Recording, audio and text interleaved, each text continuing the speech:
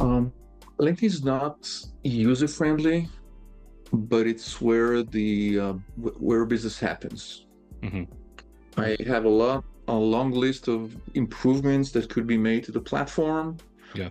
but I don't know any of another platform where there's a billion users, three signing up every second, and most of them being business owners or decision makers within the corporation.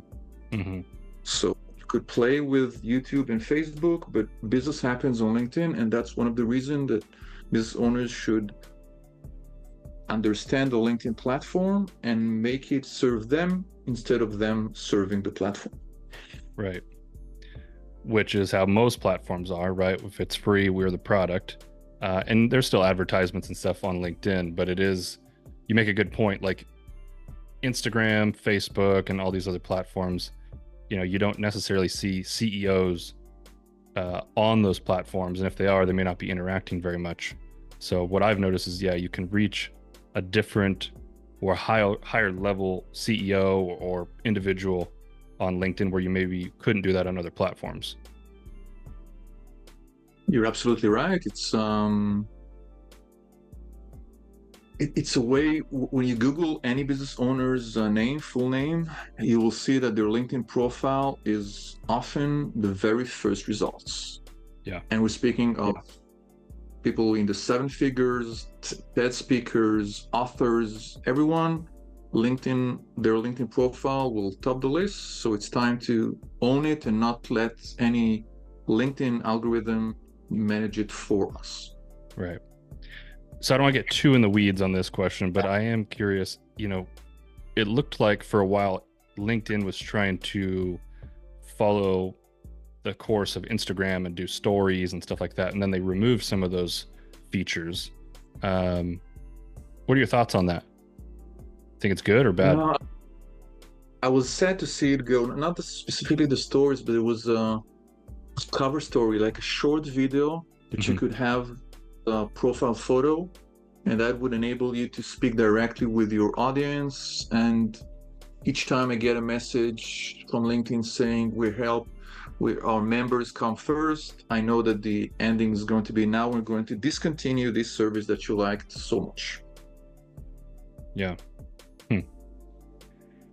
So you mentioned you think all business owners should be on the platform. What about creators? We're obviously going into this, we've kind of been in this creator era and it's only getting larger. Should content creators, podcast hosts, or just creators in general use the platform as well?